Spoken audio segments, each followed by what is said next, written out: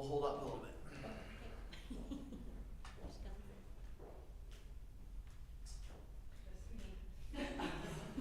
Sorry, guys, so let it out. We were watching in anticipation. Sorry to let you down. Go back out and come back again. Not till we have a chance to talk. We'll play in heaven, right? My boss is. Okay, I'm Did it all the with time. that, so. Yeah, I understand, but my boss still hasn't done that yet. He was kinda asking me. He's already hit me up this morning too, about it. Okay. Up next, I'll hit up Doug, so note to self. Falls out of my court then. Got it. Okay. It's like a surprise birthday party and we wrecked the surprise on the non-birthday person. You should didn't wear your Nebraska stuff today. I know, right? I knew I was gonna see you today, so It's a win. Win for you. came prepared.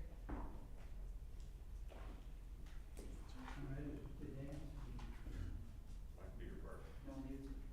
It's, Okay, it'd be between you and her. did someone take it out? She takes it so. I think it's, who's over there. Even at that, she still has to be here. 'Cause You asked about 175th place, did you get the agreement on? That deal. Oh, yeah, okay, I haven't seen it, yeah. There's an agreement they, we signed off on. Apparently it's okay. Yeah, it's contingent upon him meeting the I requirements. can't believe you. Signed off on it. Yeah, it just depends on his next pet project. Hey Don, did you see that, we got that letter from the International Fire Council? She's on her way. Oh, She got detained. The state of Iowa was, the state fire marshal was slowing. Sorry, Trying started. to cost an extra $250 on fireproofing some stuff that didn't need to be fireproof. And they said that they wouldn't do it if we got a letter from the ICB board or Oh, whatever. okay. Got the letter. Okay, good. This is for the court facility, or the courthouse, or the, whatever it is, Justice Center. Are we recording yet or not yet? Yeah. I shut mine off. Okay. One of their supervisors is on my board. Oh, Anyway, I think it'll move forward. Okay. it's good to know. And it went downhill from there. They both work night shift. It's always a good thing to know. oh, maybe we can switch stuff. We should ask that before talking. We wrecked over. Just to clarify, that should be the first question. We're here. We're gonna plug it in, don't we? Yeah, I've got the machine. Oh, yeah. Oh, I should have, Communications background. I didn't want to interrupt you. Last time I looked, it was 5 till 9. Yeah, well, it's been a little busy down there. That's what I told And he them. goes to the top of a lot of stuff. I almost wore my mask, but I didn't. Yeah, I'll be interested.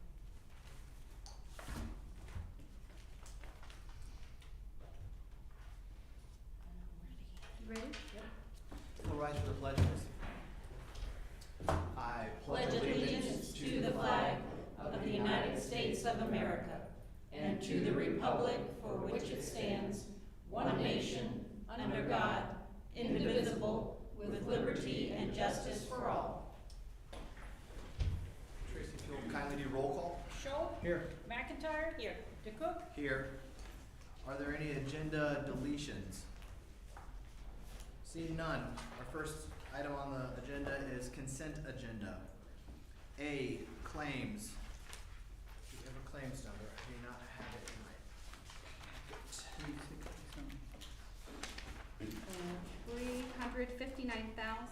$359,060.81. No. No. Then no, I do not have the claims I sent number. a revised, I took tax off of one of the invoices, so it's 359,056.96. 359,056 and 96 cents is our Yes. claims number. Yes. Thank you. Minutes to approve. We have a regular meeting, September 15, 2020. C, approve hire Linda Davy, temp election help auditor's office effective 9/28/20. D, approve hire Brenda Freeman, temp election help auditor's office effective 9/28/20. E, approve hire Steve Richardson, temp election help auditor's office effective 10/6/2020. F, approve hire Deborah Richardson, temp election help auditor's office effective 10/8/2020. G, approve increase in hours Dawn Brown, home care aide director, health services effective 10/12/2020. H, approve fireworks permit for G4's Pyrotechnics LLC. I, set public hearing for 10/20/20 at 6:05 p.m. for road reclassification on 175th Place from Level B to Level A. J, set public hearing for 10/20/2020 at 6:10 p.m. for road reclassification on Polk Street east of 220th Avenue from Level B to Level A. K, approve hire Aiden Rumble, intern, attorney's office, effective 9/22/2020. I would move the consent agenda. Second. Tracy? Scholl, Aye. McIntyre, Aye. DeCook. Aye. Consent agenda passes. Number 2, discuss moving November 3, 2020 Board of Supervisors regular meeting to 11/4/2020 at 9:30 a.m. with possible action. Make that motion. Second. Any discussion? I think it's pretty clear why we're moving it, and we've got a motion and a second. Tracy? Scholl, Aye. McIntyre, Aye. DeCook. Aye, motion carries. Number 3, It's not me. not 9:40 yet, is it? Okay. Number 4, consider calendar year 2021 insurance benefits renewal proposal with possible action. Kyle, this one is you.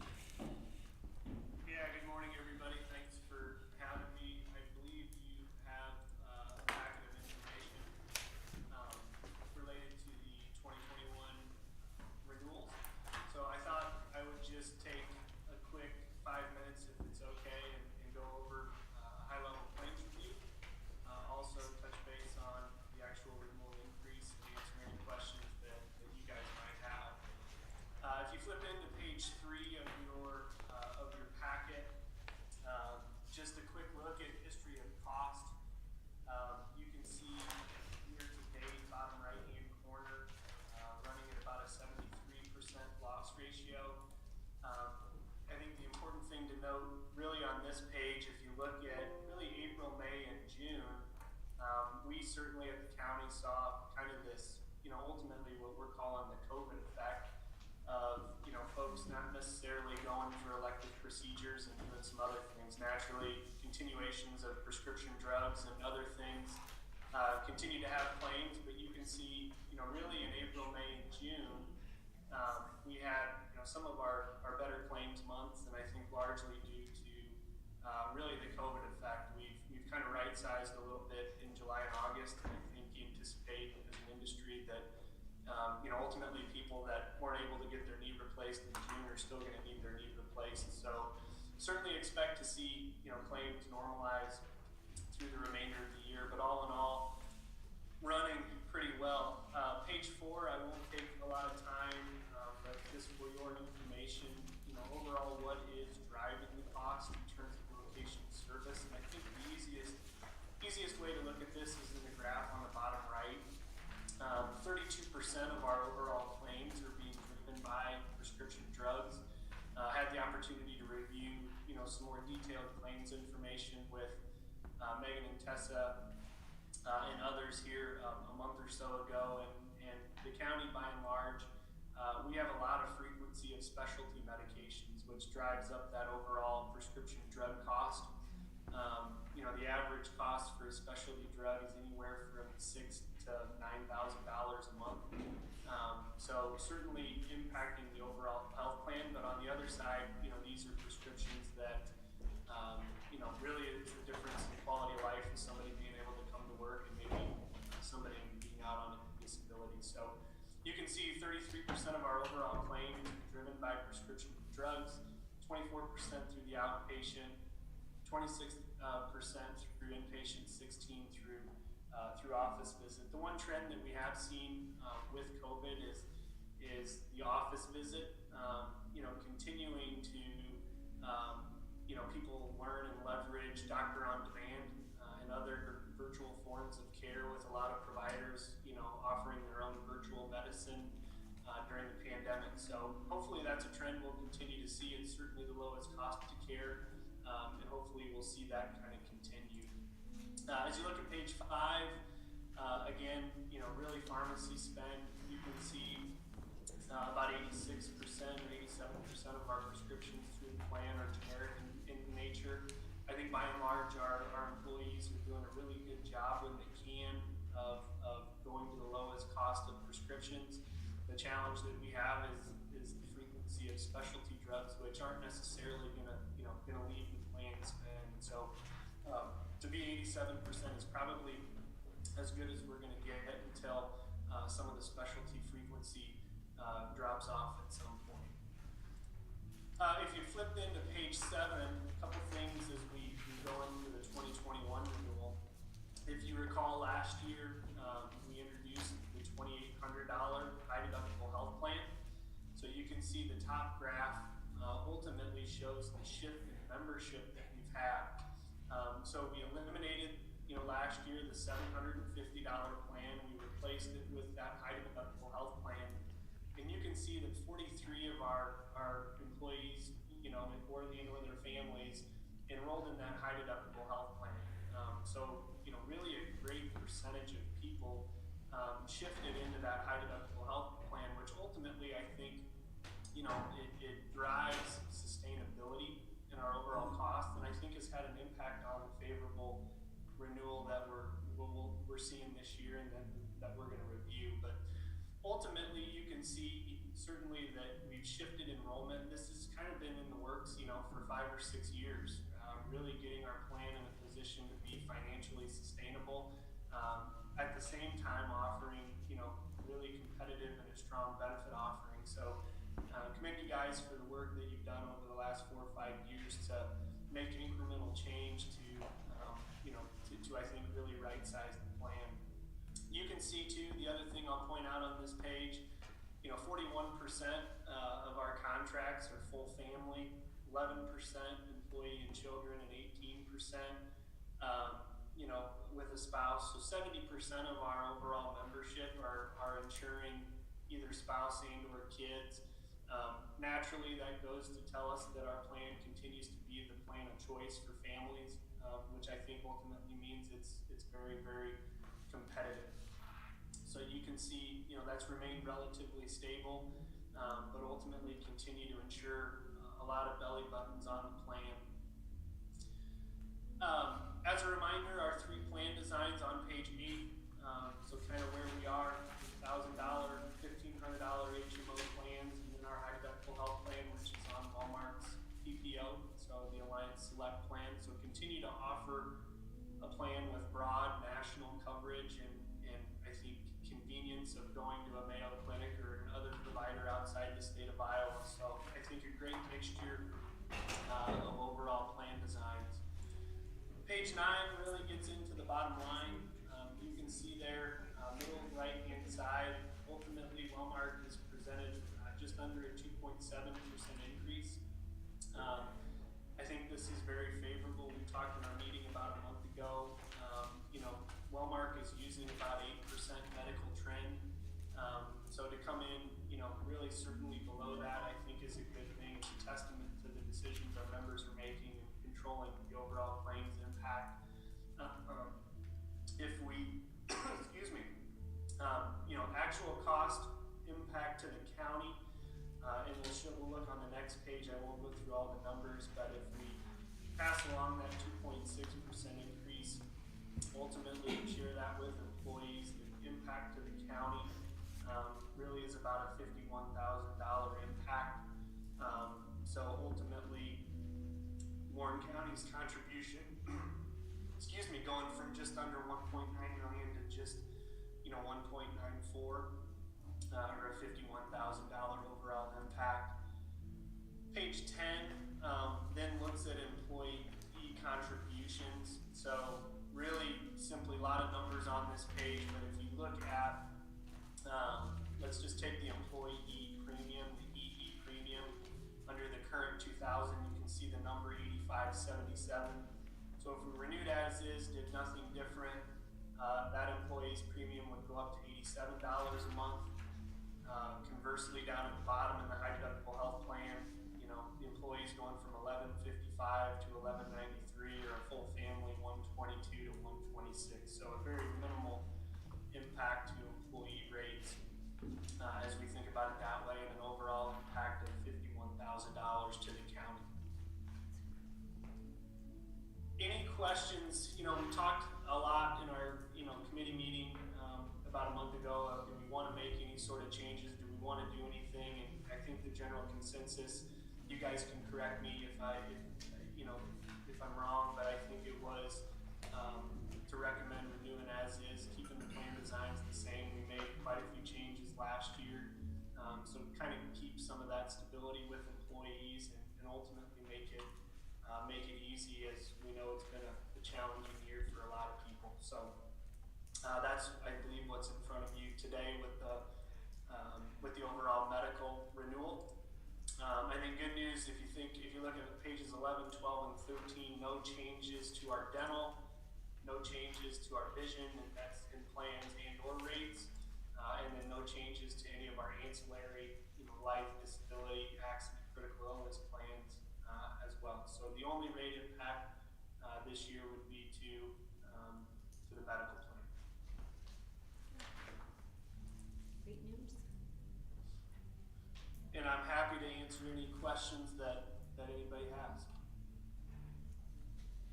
Thank you, Kyle. I don't have any questions. I was on that meeting a few weeks back with you, but I will say for my colleagues here, I'm only one, and so it was my preference at that meeting not to make any changes. I know that we could theoretically make some changes, but it seemed to me, and I think those participating in that call would agree that adding the high deductible health plan and some other changes were pretty large in nature, and so I sort of felt personally that I didn't want to do anything to change it further this year, sort of keep some powder dry for a future year, but maybe Doug and Crystal have a different take on it, but I felt like the increase was relatively nominal as a percentage. If Wellmark's pegging 8% and we're at 2.7%, and the cost to our employees are up 50 cents or $2 or whatever, generally, that seemed pretty in line with what I was thinking. So, but if you feel otherwise, let us know. I would move that we accept the insurance proposal as presented to us with the 2.69% increase. Second. Motion and a second. Any further discussion? Tracy? Schultz, Aye. McIntyre, Aye. DeCook. Aye. Motion carries. Thank you, Kyle. Thanks, True North. Thank you, guys. Have a good day. You as well.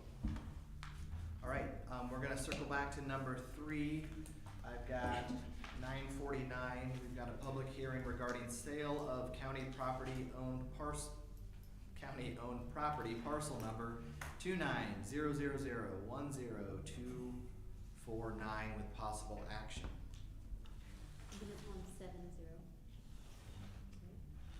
I'm sorry. Done. I'm gonna take the opportunity to give the correct parcel number. It's 29000170249. This is county-owned property that lies adjacent to property owned by Larry Bork, who is deceased. My office was contacted by Kevin Bork, one of Larry's children. And they would like some railroad property, abandoned railroad property that the county owns that lies next to the property, the parcel number, the parcel next to it. In other words, they want that county right-of-way owned, or that county-owned railroad bed that we have no use for. I checked with conservation, they have no use for it. It sits out in the middle of somebody else's field. and there's actually property owners on 3 sides of it, so. And I also checked with, county engineering, they have no interest in this property. The county typically publishes in the paper, excuse me, in the 3 newspapers that we're required to publish in, that has happened. The property would be quitclaimed to the board, children, and they would pay $100 plus publication costs. That's it. With all that information, I would move that we go to a public hearing. Second. Tracy? Schultz. Aye. McIntyre. Aye. DeCook. Aye. Alright, we're in public hearing and Don's comments can be reflected in public hearing. I would say the same thing I just said earlier, sorry about Okay. that. No worries. Okay. Is there anyone from the public who would like to speak on this matter? We have no participants online. I would move we go back to regular session. Second. Okay. Tracy?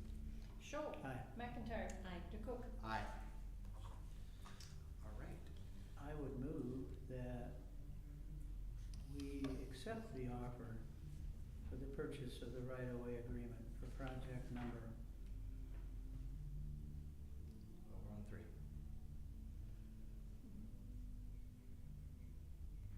Sale of county property. yeah.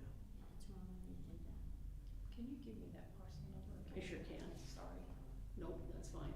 Oh, we're on 29 3, huh? I got it.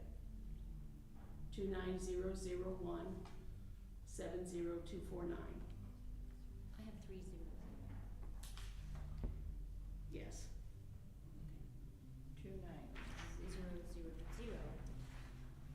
We'll make sure we got that. Yeah, I would correct my motion that we accept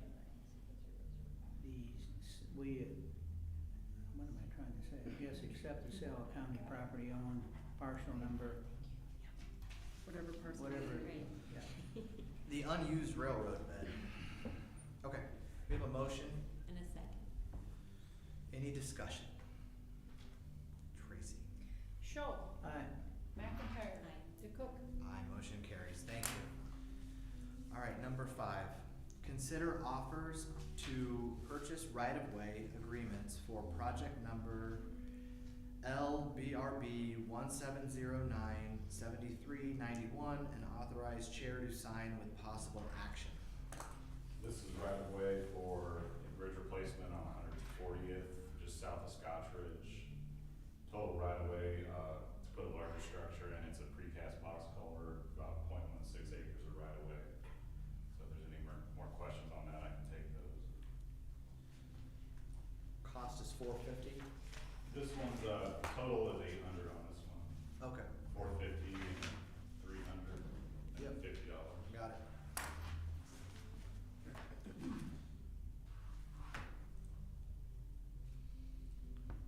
I Any would- questions for David? I would move that we purchase the right-of-way for project number LBRB 1709-73-91 for $800 And authorize chair to sign. and authorize chair to sign. Second. Tracy? Schultz. Aye. McIntyre. Aye. DeCook. Aye, motion carries. Alright, number 6, consider purchase agreements for project number BRO SCHBP-C091 134-NC-91 and authorize chair to sign with possible action. This is the Idaho Street Bridge replacement. It was part of the 3 bridges that were bundled together with the state. This has a total of 0.19 acres of additional right-of-way and 0.22 acres of temporary easement needed to construct the project. The total cost with all the property owners involved is $1,270.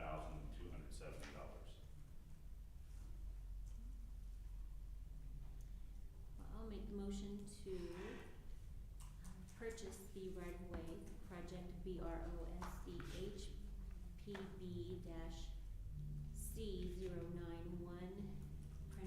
BROSCHPB-C091-134 -NC-91 and authorize chair to sign. Second. Tracy? Schultz. Aye. McIntyre. Aye. DeCook. Aye, motion carries. Number 7, consider purchase agreements for project number BRO-SCHBP-C091, parens 132, GA-91, and authorize chair to sign with possible action. This is, the second of the three on the bridge bundle. The third one didn't require any additional right-of-way for that bridge. This one's on County Line Road with Madison, total of 0.4 acres of right-of-way and 0.25 acres of temporary easement. Total cost for this is $2,565. I do have a question. Is that just our side of our half of it? This would be the total, so we would have to ask Madison County for reimbursement. Okay. We're spearheading the bridge bundling projects with the various counties. We're kind of the go-to, so, we sign off on everything and then we get reimbursed by them for future dates. I always like to ask when we touch another county, because I agree. historically, our county hasn't always been repaid perfectly. So, okay. I would move the purchase agreement for project number BROSCHBP-CO91, paren 132 GA-91 for $2,565 and the chair sign. Second. Tracy? Show, Aye. McIntyre. Aye. DeCook. Aye, motion carries, thank you.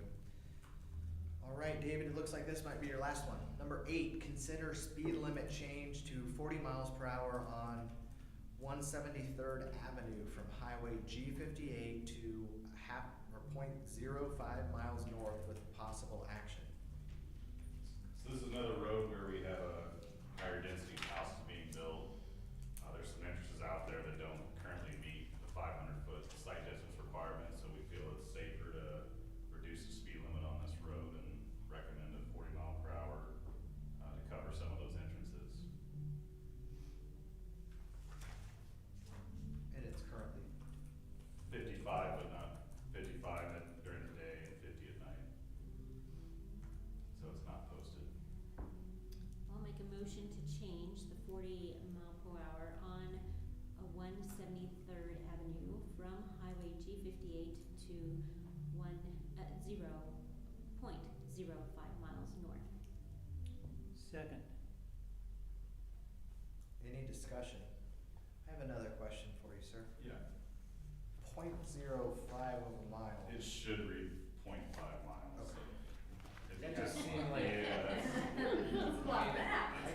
I can't quite hit a golf ball that far, but it seemed maybe a little excessive Yeah, if we're it just should tweaking be it. corrected to be half a mile. Half a Okay. mile, okay. So I'm gonna assume that there's a friendly amendment to the motion to make it a half a mile for the speed limit change. Yes. Is that correct, Doug? Yes.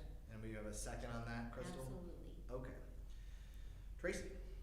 Show, Aye. McIntyre. Aye. DeCook. Aye. Motion carries as amended. All right, number 9, consider municipal advisor agreement with DA Davidson for 911 communications bond issuance with possible action. The board, took action and has authority for 10.8 million on the 911, bond project. We issued, last year, we issued 9 million, plus there was some premium with it. I do have a budget breakdown for the board.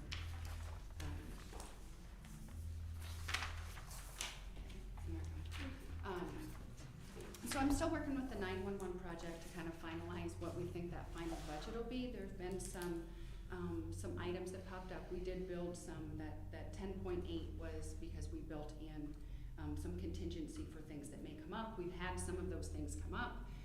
We're nearing the end of the project in the spring, so Motorola will be expecting that payment, so we need to issue bonds so that we have the funds to be able to do so.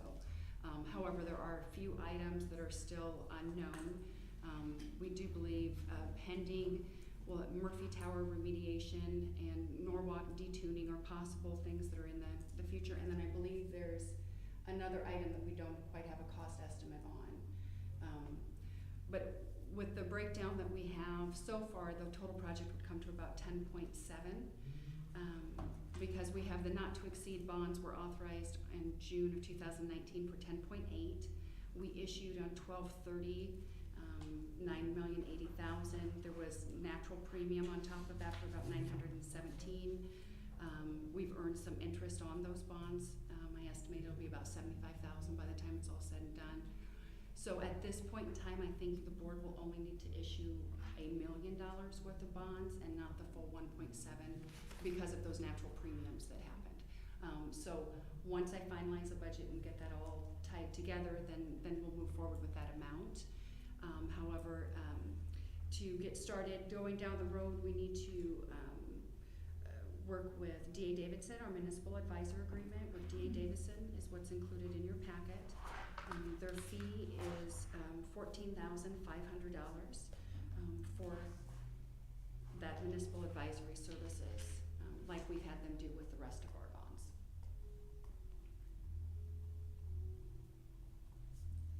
Any questions? I would move that we accept the municipal advisor agreement with D.A. Davidson for 9/11 communications bond issuance for $14,500. Second. Any discussion? Seeing none, Tracy? Schultz. Aye. McIntyre. Aye. DeCook. Aye. Motion carries. And the back half of that is consider bond counsel and disclosure counsel engagement agreement with Allers and Cooney for 911 communications bond issuance with possible action. Additionally, we need to have counsel assist us with moving those bonds along. We've used Allers and Cooney in the past for our bonding issues. This is the same agreement that we've had in the past. The fees for Allers are $9,800 for the bond counsel and then $7,200 for disclosure counsel.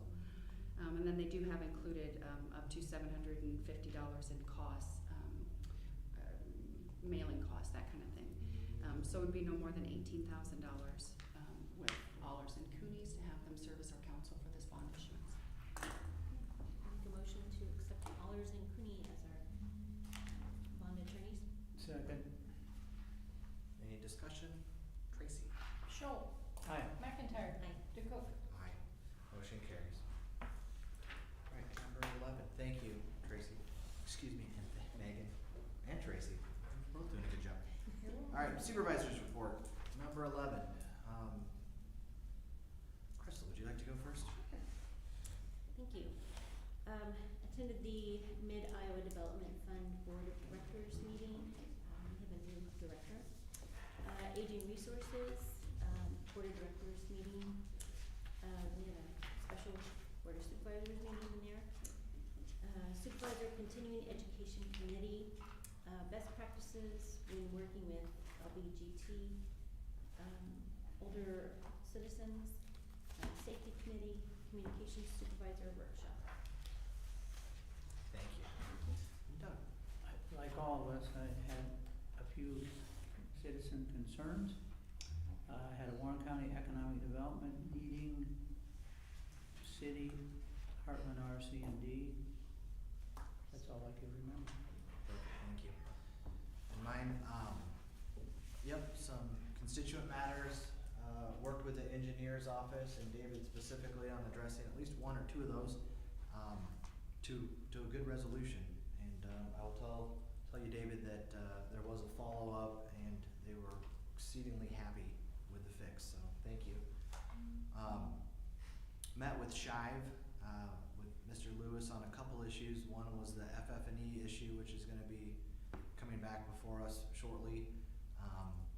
Also discussed, we've obtained a letter for the state fire marshal regarding, building codes, and fireproofing on the Justice Center, that was favorable, for the county. And so I think that's now moving in the right direction. I was pleased with that. Some 911 tower issues, specifically the Indianola site. I've spoke with our legal counsel, I've spoke with the city of Indianola, and we'll see where that goes, but it's important. We need to have a fully functional tower service for the betterment of the entire county. I'm hopeful that that will be resolved satisfactorily and soon. I had a HERDA meeting. HERDA is doing better. We received some real funding from the feds, which was needed. I mean, people weren't using the service during a period of months, or at least not very much. And so funding wise, HERDA was in pretty rough shape. They've received an influx of some federal money, and they are doing better now. So hopefully things can resume and they can provide services to the people that need them the most, especially here in Warren County. Had a very lengthy CICS Zoom meeting, and I mentally prepared for 30 or 40 minutes, and 3 hours later, that one ended. Betsy was on that too. We've got stellar representation. She has a very big leadership role at CICS, and she does a phenomenal job there. She's a real asset for our county. But it looks like we might be adding 2 or 3 counties to the region, and we'll see how that goes, but I think we'll be voting on that yet this month. Can I ask which one? Yeah, Hardin, Webster, some of the northern ones. Geographically will be the largest region. Financially, we will, but financially our region's doing very, very well, and it sort of means that other people that are struggling, they wanna join the right ship on that one. So yeah, I've been getting called from all these supervisors that from other parts of the state asking how are you gonna vote on this and where are we at, and I'm like, I think it's gonna work. We'll see. I hope the next meeting's not 3 hours. Did do a follow-up with our legal counsel as well as our engineer's office regarding a dumping ordinance. I want the public to understand that, as I understand it, the ordinance itself is written, it's in draft form. We'll work on the timing. It does need to be published. And I'll certainly do everything I can do to speed it along, but I think it's coming. It's going in the right direction. I still need to do a follow-up with Des Moines, and I will be nice when I do so, because they have annexed some of our county, and ultimately they're the ones providing some service up there, so we'll see how that goes, but fingers crossed. Spoke with our treasurer regarding a new employee. I'm sure all of the board members get questions and concerns about the distance and time for making an appointment to when you can actually get in. So I did follow up with Julie this morning, and it looks like the interview process has started. She has a few applicants, and I'm hopeful that will help ease some of the burden in the treasurer's office during this period of time. I alluded to the fact that I joined an insurance benefits call with True North, Tess, and with Megan. I think that might have been a while ago, but I'm sure I didn't mention it. But that really was a good deal for our county. 2.7% for a premium. I know that historically sometimes we're under 5 or 7%. I think it averages about 7% is what I hear, and I know for a fact that a prior board has looked at opening number in the teens before, and just so the public gets it, I mean that's a big expense. It's a huge expense, and the only way we pay for that is with tax dollars. And so if you're increasing the cost of providing our employees health care, and that increases $500,000 or $600,000, that leaves a lot less resources to do other things that you might care about, like maintenance on buildings or roads, or adding an employee to an office that probably really needs it.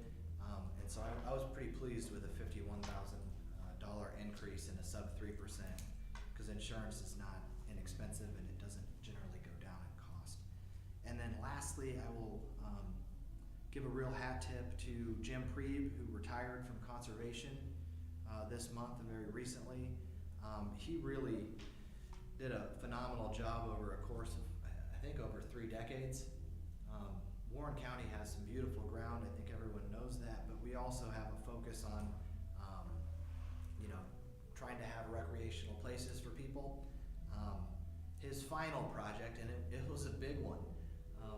It was the new lodge. And we had sort of a COVID temporary opening, I don't know, 10 days ago or something like that. I think it was Friday. And we honored the people that made it happen. It was a largely private donation to fund it, but when it's done, and it's pretty close to done, but when it's done, I would encourage everyone to get out there and look at it. It is absolutely stunning. The lodge is beautiful. I know it'll be utilized well. And then if you get a chance, there's an outside fire pit, and it sort of drops down into a prairie field, and then the highway, and then a quabbie. And the elevation probably drops, I don't know, 200 feet. It's gorgeous. I mean, it's just gorgeous. If you get a chance, please get up there. If you get a chance to drop Jim a note of appreciation for his hard work here in the county for decades, that would be good too. He did a nice job, and that is all I have for my report. Public input. Is there anyone from the public who would like to speak? Do you have anyone on? We have no participants on. Seeing none, our next regular meeting date is October 20th, 2020 at 6 p.m. It is our every other meeting. This will be an evening meeting, so if you have things, and it is open to the public, if you have things, I'd encourage people to jump online or to physically attend if you'd like to. But that is an evening meeting for your convenience, because we understand that not everyone's able to break out of work at 9:30 on a Tuesday morning. And with that, do we have a motion to adjourn this meeting? So moved. Second. The trend continues, doesn't it? Tracy? Schultz, Aye. McIntyre. Aye. DeCook. Aye.